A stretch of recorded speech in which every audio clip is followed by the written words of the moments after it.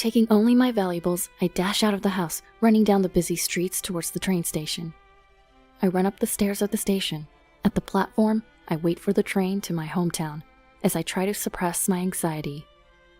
I look around nervously to see if anyone is following me, but I don't even know what I'm running from. I don't know why I've had to give up on the honeymoon I was looking forward to and have ended up being forced to run. But I'm trying to flee from this town as I trusted my husband telling me to run. My name is Megan. I'm an office worker who just turned 30. Despite always feeling like a newcomer, I found myself in a position to teach others before I knew it, leading a busy life. I have a fiancé, Bob, and we're getting married next year. Bob is my colleague at work, and 3 years younger. He's so mature and reliable that my colleagues often tease me, saying, "We can't tell who's older." He's a man who commands trust from superiors and subordinates alike, handles household chores flawlessly, and I think he's an ideal partner for marriage. Except for one thing. One weekend, we needed to visit my in-laws' house together. As we opened the door to the living room, 2 women are relaxing, sipping tea. "Welcome home, Bob." "Welcome back, Bobby." Ignoring me completely, the women greet him with sparkling smiles and Bob sighs. "Why is Catherine here again?" "Well, Catherine is like a daughter to us, right?" "Right, Mom? Oh, if I become Bobby's wife, I'll really be your daughter." "Oh, how wonderful." Bob sighs again as my mother-in-law and Catherine start giggling and making a fuss. I was filled with the urge to go home right then and there. Catherine is a neighbor of my in-laws and Bob's childhood friend. They've been close since they were babies, up until high school. Catherine has beautiful eyes and a slender figure, and with her expertise in acting cute, she's the type of girl that men can't leave alone. For some reason, she's fixated on Bob. And it started right after Bob told his parents about our engagement. She's been aggressively texting Bob, inviting him out for drinks, and whispering things like, "I'll feel sad if you get married," and "Didn't you propose to me when we were little?" I felt uneasy at Catherine's assertiveness and asked Bob if he was interested in his cute childhood friend. To that, he made a disgusted face. "She juggled 5 guys at once in the soccer team in high school. In college, she seemed to only date men who had girlfriends or wives. I'm too scared to marry a woman with no sense of chastity like that." Well, you're right. I was taken aback by Catherine's lack of fidelity, but relieved to know that Bob was not swayed by her. But my mother-in-law is on Catherine's side.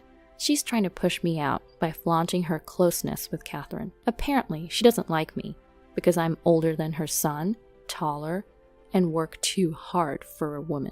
She seems to be unaware of Catherine's wildness and thinks that Catherine, who at first glance appears elegant and obedient, would be easy to handle and boast about as a daughter-in-law. Because of those two, we faced the worst possible experience at our wedding a month later. Unbelievably, Catherine, who wasn't even invited, showed up at the reception. And she wore a pure white dress, which of course only the bride is supposed to wear. Of course, it wasn't as lavish as a bridal gown, but the fact that it was white didn't change. And she was the center of attention in the venue in many ways. What was even scarier was that during the reception, she had the audacity to sit at the family table where my mother-in-law was. During our slideshow, and even during our friends' speeches, I couldn't help but be bothered by her chatting it up with my mother-in-law. When they approached our table at one point, my husband argued with them, as he tried to hold back his anger. "Catherine, you weren't invited, and you're wearing a white dress. And sitting at the family table, what the heck are you thinking? What are you doing, Mom?" "But it's my childhood friend's wedding. I can't not celebrate it, and white matches my skin the best." "Oh, I agree. The white dress looks really good on your fair skin. You look the best in this venue. I requested the seat because you forgot to prepare it. Don't worry, I'm sharing the meal with her." Ugh. My husband, unable to vent his frustration, looked down in despair. Looking at my father-in-law, who was at the family table, he had an apologetic look on his face. Although my father-in-law is a decent man, he's weak-willed and probably got bulldozed over by his wife. We've been eagerly preparing and looking forward to this day for nearly a year. It's so frustrating I feel like crying, but if I cry now, it will only please these two. I'm not going to show them my tears. When I raised my face and smiled at Catherine, I saw the corners of her eyes twitch. Coming to celebrate even though you weren't invited? Catherine, you're really thoughtful of your friends, aren't you? Huh? Catherine grimaced. And it's so nice of you to share half your meal. Please do share half of your favorite filet mignon as well. Oh, my mother-in-law's eyes wandered. Oh, it's almost time for me to change outfits, so please step back. I'm sorry I'm so busy. I mean, I am the main event after all. With that said, and showing a calm smile, the attendant who was with me said, Can we please let other people take pictures with the newlyweds, please? Then kindly move them out of our way. I was grateful for her excellent work. Catherine glared at me for a moment with demonic eyes, but then immediately plastered on a cutesy, idol-like smile and left. I'm sorry I'm not the weak woman who would cry and wail. Thanks to the excellent attendant and the staff, the reception turned out all right. I was exhausted, but aside from those two, I received heartfelt blessings from everyone else and was able to fully appreciate the happiness. We didn't start living together right after our marriage. Since job transfers are announced at the end of the fiscal year, we thought it would be safer to find a new home afterwards. So, for our honeymoon trip planned 2 weeks after the wedding, we each planned to leave from our own homes and meet up at the airport. Once we start living together, there'll be fewer chances for rendezvous, so I thought it'd be fun to do something that feels like we're still dating. The destination for our honeymoon is Italy. My mind was filled with the allure of Italy, especially it being my first overseas trip. I was thrilled and excited each day leading up to it. However, my excitement was about to be ruined by the two. On the day of the honeymoon, while I was nervously opening and closing the suitcase, checking that I hadn't forgotten anything, I got a call from my husband. Hey, what's up? We're meeting up at 1 p.m., right? I'm sorry. Huh? Contrary to my easygoing self, my husband screams in a desperate voice. We have to cancel the honeymoon. Please don't come to the meetup spot. What? Listen, don't leave the apartment. No, actually, leave right now and go back to your parents' home, please. Wait a minute, what's going on? I'm sorry, I'll explain later. Just leave right now. Stunned, I stare at the phone after being abruptly disconnected. I have no idea what's going on, but my good mood has suddenly gone down the drain after hearing my husband being frantic. Could he possibly be involved in some sort of crime? The mere thought sends chills down my spine. With my legs about to buckle from all the anxiety, I force myself to move and decide to return to my parents' home as per my husband's instructions. Naturally, my parents are in a panic. Their daughter, who was supposed to be going on her honeymoon, has come home with a pale face. Seeing the disgraceful behavior of my mother-in-law at our wedding, they were even more worried. Even if I wanted to explain the situation, I too was at a loss because I didn't know why I was there. Then I got a call from an unknown number. I sensed something was not right. It was the police. Fearing that I was indeed involved in a crime, I pressed the answer button with bated breath. The police officer, with a much softer voice than I expected, explained why he had called. We got a call about a couple of women screaming and banging on your apartment door. They seemed quite agitated, so we took them into custody. The older woman claims to be your mother. What? Wait, me? Because I had put the call on speakerphone, my mother, who was listening next to me, let out a bewildered shout. Even the police officer on the other end, hearing my mother's voice, seemed taken aback with a surprised, "Huh?"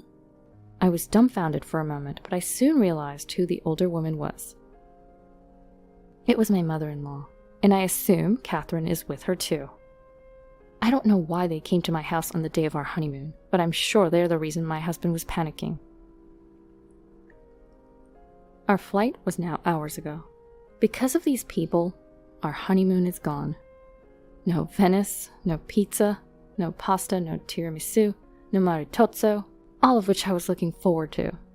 This is awful, just awful. I'm never forgiving them.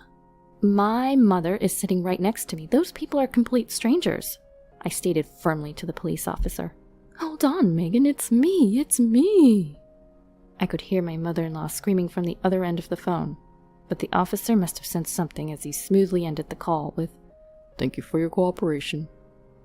I suspect that my mother-in-law and the others came to my apartment with the intention of causing me harm. How crazy is it that they would claim to be my mother when they're in trouble? Several hours passed. My husband showed up at my parents' house late into the night. As I suspected, the ones who were held by the police were my mother-in-law and Catherine. Somehow, they found out that we were meeting at the airport, and they had planned to stop me from going to Italy. Then, Catherine planned to run up to my husband, waiting at the airport, and lie to him, saying, "Your wife has run off with another man," planning to comfort my distraught husband, and maybe even take my place on our honeymoon and deepen their relationship. I wonder if they really thought they could easily take my place right before departure. It's not like this lie wouldn't be exposed when we returned from our honeymoon. What short-sighted thinking, I thought. But their dreadful plan didn't end there. After stopping me, they intended to take me to a man my mother-in-law had chosen. To my mother-in-law's 50-year-old unemployed brother. For that purpose, they had Catherine's cousins waiting in a car, which gave me chills. If this plan went through with my mother-in-law's brother and me, and my husband and Catherine, my mother-in-law thought we probably wouldn't be able to stay as a couple. It was a terrifying plan. How my husband found out about this terrifying plan was thanks to my father-in-law. He happened to hear my mother-in-law and the others making plans, and secretly contacted my husband. My husband was planning to do a little work before heading to the airport, so when my father-in-law called, he was still at work. He immediately called me in a panic. By the time he delegated his work to a colleague and arrived at my apartment, my mother-in-law and the others had apparently already been taken away. After that, he went to the police with my father-in-law, sorted out various things, and finally managed to get here. My husband apologized profusely for the actions of my mother-in-law and the others, and for our cancelled honeymoon. He did everything he possibly could, and seeing how worn out he had become in just one day, I couldn't bring myself to blame him. But I will never forgive my mother-in-law and Catherine. I will never forgive them no matter what. From that day on, I switched from defense to offense. First, I claimed for the cost of repairs to my apartment door that they had destroyed, various fees to the management company, and the cancellation fees for the honeymoon. Apparently, they were enraged, thinking I was playing hooky, and kicked the door, and even hit it with a nearby fire extinguisher. The door was a new high-end one that I had just replaced, so the repair cost was high. I also had splurged on the honeymoon, so everything in total came close to $20,000. Of course, they resisted. "No, I'm not the one to blame. It's Bob who won't admit he loves me." All I wanted was your happiness, Bob. I get it. Bob, you really are kind. If you're not willing to pay, we're going to court. Court? If we go to court, we'll also pursue the fact that you tried to kidnap my wife. The costs and the amount claimed are likely to increase. At the mention of the word court, the mother-in-law began to tremble, and Catherine began to sob. "But Bob, you forgive me, right? I'm your precious girl, aren't I?" "I'll never forgive you." Eek! Catherine let out a small shriek at the cold glare of my husband. "But I love you so much. It's cruel. You do love me too, don't you, Bob?" "There's no way I could love a woman who casually dates 5 guys at once or goes out with a married man." What? 5 guys? The mother-in-law looks at Catherine in shock. I also back up my husband. You say you love Bob, but you only started saying that after he and I got engaged, right? Even if you're not interested in a man, you suddenly want him when he's someone else's. You. The mother-in-law glares at Catherine. She must have hit a nerve. Catherine's eyes dart around in panic. Then she points at my mother-in-law and shouts, "You're the main culprit. She tried to use me because she didn't like her daughter-in-law." "Oh my, you're trying to pin the blame on me? Bob, this woman led me astray. I tried to stop this terrible thing." "What?" The two began to argue fiercely, as if they're about to grapple with each other. The two of them, who had been so friendly, have suddenly broke up. What a fragile friendship. In the end, Catherine's parents and the father-in-law intervened, and it was decided to split the claim amount exactly in half. Catherine's parents, who had not noticed their daughter's disgraceful behavior at all, were very apologetic. We brought in a lawyer and filed a restraining order for Catherine and the mother-in-law. Of course, the mother-in-law refused in tears, but their plan was so malicious, even though it was foiled. Neither I nor my husband intended to forgive them. 3 years later, we were living peacefully with our newborn child when a man visited our home. The man, who was stylishly dressed in an expensive suit, introduced himself as Catherine's fiancé. "I went back to Catherine's parents' house to say hello, and I happened to meet one of her classmates who told me..." "Wasn't she supposed to steal, Bob?" "Oh, My husband, hearing Catherine's name for the first time in a long time, face palms. The classmate Catherine and her fiancé Matt must have attended our wedding and seen Catherine's disgrace. I thought it was a joke, but I was concerned about Catherine's pale face. I'm sorry, but I had it investigated. You and Catherine were childhood friends, but you're not dating now, are you? Of course not. We've never even dated. When my husband emphatically said this, the fiancé looked relieved. But she might be dating someone other than me. What? The Catherine I know is the type who dates a different guy every day of the week. What? Even though she wasn't invited to our wedding, she showed up wearing a white dress and brazenly sat at the family table. No way. I think if you're going to investigate, you should widen the scope, not just me. All right. Catherine's fiancé responded in a faint voice, then staggered away from our house. It seemed they really did carry out an investigation afterward, and Catherine's history with men embarrassingly came to light. It turns out Catherine's fiancé was the son of a somewhat prominent CEO, and the entire family was furious at Catherine, who had falsely portrayed herself as a chaste woman. Apparently, she had been dating several men while engaged, and not only was the engagement called off, but she's also apparently being sued for damages. If she hadn't let her desire to steal someone else's man get in the way of our wedding, she might have made it to a life of luxury without anyone finding out. Well, her true nature would have been exposed eventually. But this is way too much poetic justice. My mother-in-law seems to be fretting over not being able to meet her first grandchild. She's apparently watching with bated breath as my father-in-law cheerfully brings baby supplies over to our house. There have been several instances where baby clothes were sent via my father-in-law, but I sent them back without even looking at them. Catherine was dumped by her fiancé and drowning in debt, and my mother-in-law was unable to see her beloved son and grandchild. Right now, them being neighbors, they seem to get in a catfight every time they see each other. The neighbors who have to witness these ugly disputes are certainly not enjoying it. Hey Megan, how about we visit the Miami Seaquarium on the second day, and on the third day, let's head to Key West. I heard there's the Overseas Highway. Sounds beautiful. I also want to eat seafood at a Cuban restaurant. I want to swim with the fishies. This year, as our son turns 3, we're planning to take the honeymoon we never got to have. Our destination is Florida. The main goal is to show our son dolphins. Of course, we also plan on trying all the food specialties like Cuban food. We haven't given up on Italy, which we had to put off because our son is still too young. It may be far off in the future, but if it's with my husband, we can make it happen. All because I feel so content and happy every day.